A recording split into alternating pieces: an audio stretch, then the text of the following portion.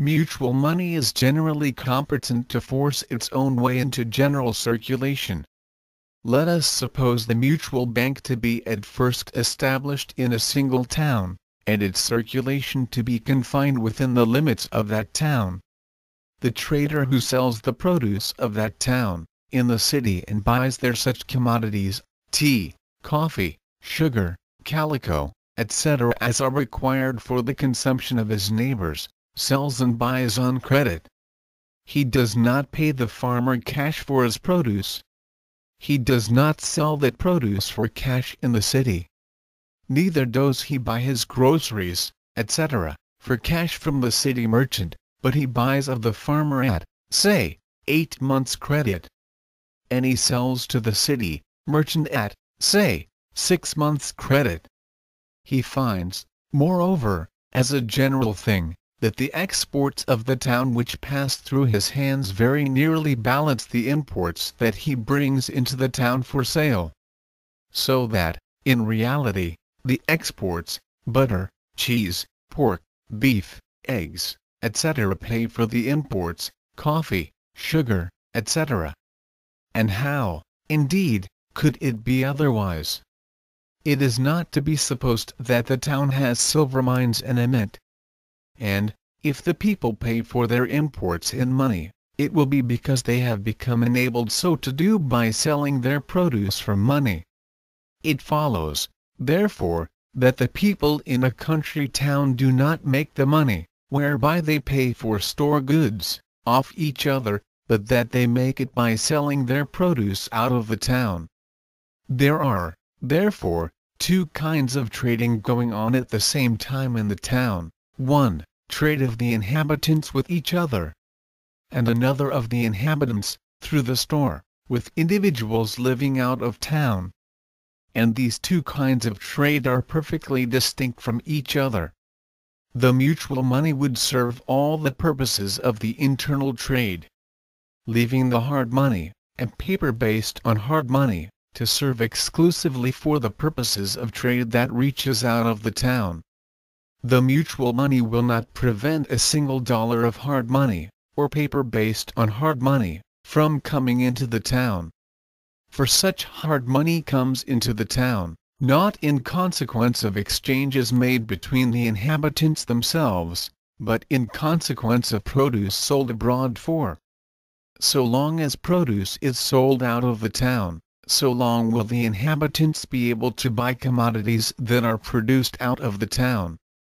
And they will be able to make purchases to the precise extent that they are able to make sales. The mutual money will therefore prove to them an unmixed benefit. It will be entirely independent of the old money, and will open to them a new trade entirely independent of the old trade. So far as it can be made available, it will unquestionably prove itself to be a good thing. And, where it cannot be made available, the inhabitants will only be deprived of a benefit that they could not have enjoyed, mutual money or no mutual money. Besides, the comparative cost of the mutual money is almost nothing. For it can be issued to any amount on good security, at the mere cost of printing, and the expense of looking after the safety of the mortgages. If the mutual money should happen, at any particular time, not to be issued to any great extent, it would not be as though an immense mass of value was remaining idle. For interest on the mutual money is precisely zero.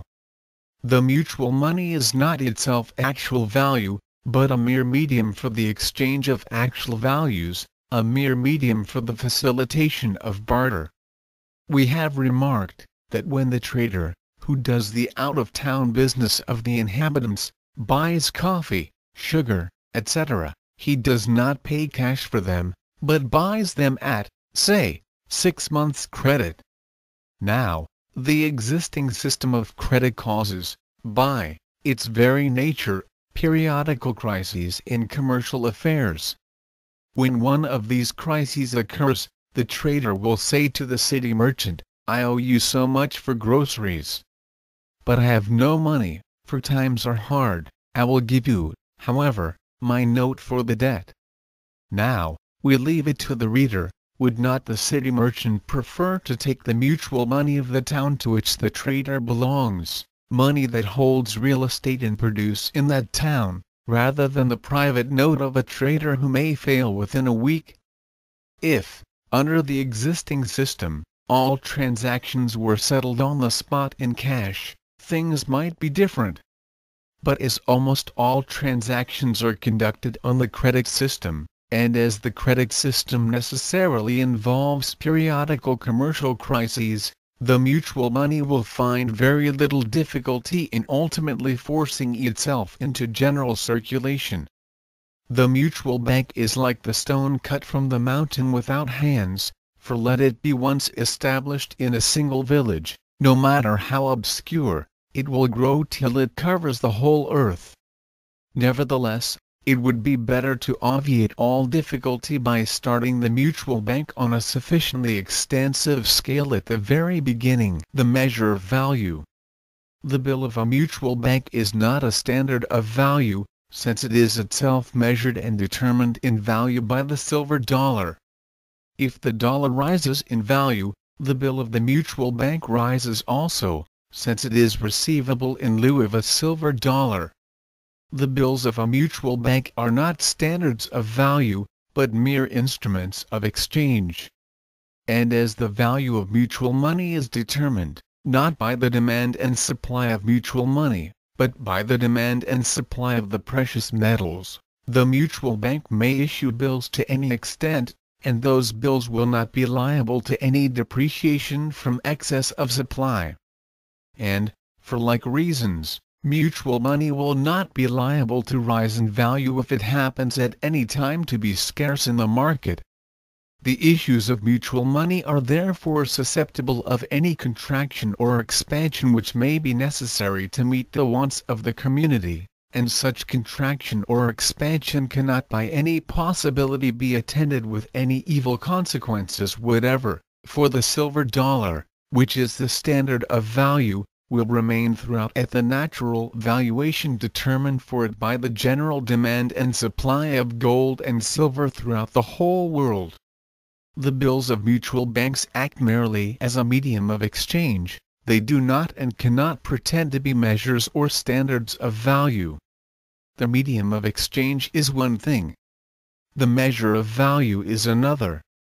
And the standard of value still another. The dollar is the measure of value. Silver and gold, at a certain degree of fineness, are the standard of value. The bill of a mutual bank is a bill of exchange, drawn by all the members of the mutual banking company upon themselves, endorsed and accepted by themselves, payable at sight, but only in services and products.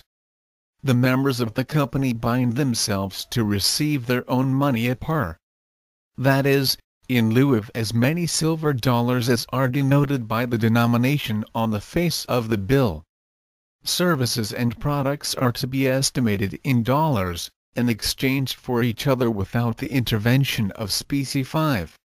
Mutual money, which neither is nor can be merchandise, escapes the law of supply and demand, which is applicable to merchandise only.